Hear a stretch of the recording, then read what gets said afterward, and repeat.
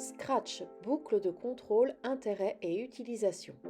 Dans cette vidéo, nous allons découvrir l'intérêt des boucles de contrôle. Comme les autres vidéos faites sur Scratch, dont les liens sont en description de celle-ci, nous travaillerons avec la version du logiciel disponible en ligne. Je souhaite faire ce tracé mon ours polaire décrit comme un escalier.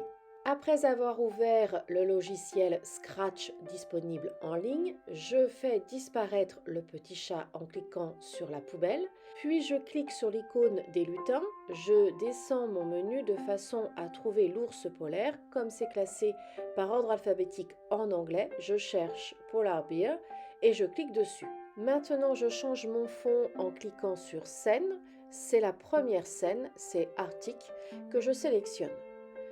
J'ai donc maintenant mon lutin et mon fond qui sont choisis. Avant de commencer mon programme, je vérifie bien que c'est le lutin qui est sélectionné. Si je clique sur la scène, vous remarquerez sur la gauche de votre écran que les mouvements ont disparu. Le menu disponible ne concerne que la scène, donc il manque des fonctions.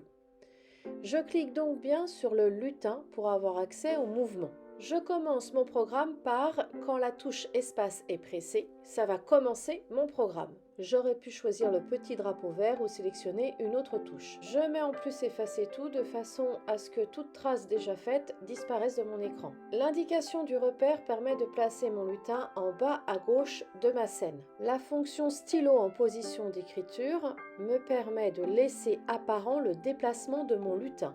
Je vais donc cliquer sur l'icône événement et je sélectionne quand la touche espace est pressée. J'aurais pu prendre le petit drapeau vert ou sélectionner une autre touche de mon clavier. La fonction effacer tout est une fonction du stylo qui n'est pas encore visible dans mon menu. Je vais donc cliquer sur l'icône qui est tout en bas à gauche, puis je vais sélectionner stylo et désormais mon stylo apparaît dans ma barre de menu avec toutes les fonctions qui lui sont associées. Je prends donc effacer tout que je glisse dans mon programme. Puis je vais dans mouvement et je demande à mon lutin d'aller à X-124, Y-85.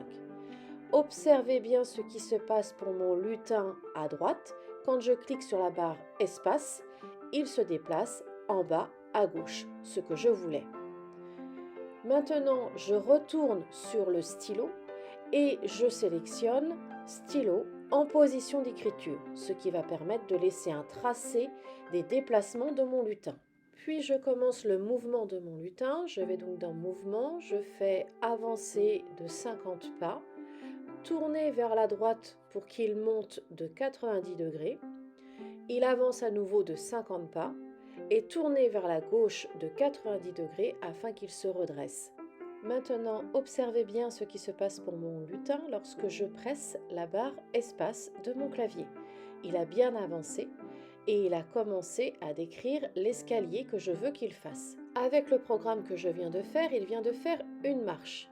Il faut encore qu'il fasse une deuxième marche, une troisième marche, une quatrième marche et une cinquième marche. Je dois remettre 4 fois les instructions, avancer de 50, tourner de 90 vers la droite, avancer de 50 et tourner de 90 vers la gauche. Je refais donc 4 fois les instructions. Avancer, tourner, etc. Même en accéléré, c'est long. Heureusement, je peux copier une partie de mon programme avec un clic droit et l'instruction dupliquer. Comme je ne veux dupliquer que le mouvement de mon lutin, je le sépare, je fais mon clic droit, je clique sur dupliquer et donc mon programme se répète une deuxième fois.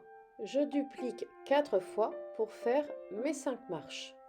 Donc j'ai dupliqué une première, une deuxième, une troisième et une quatrième fois. Je les mets à suivre, ce qui me donne un programme très long.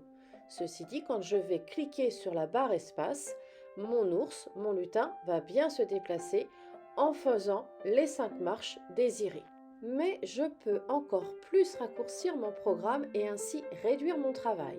Pour cela, je clique sur l'icône contrôle et je sélectionne répéter. Voici la boucle qui s'affiche à votre écran. Je pense à changer le nombre de fois que les instructions doivent se répéter. Ici, je fais 5 fois le même script. Donc revenons sur mon programme.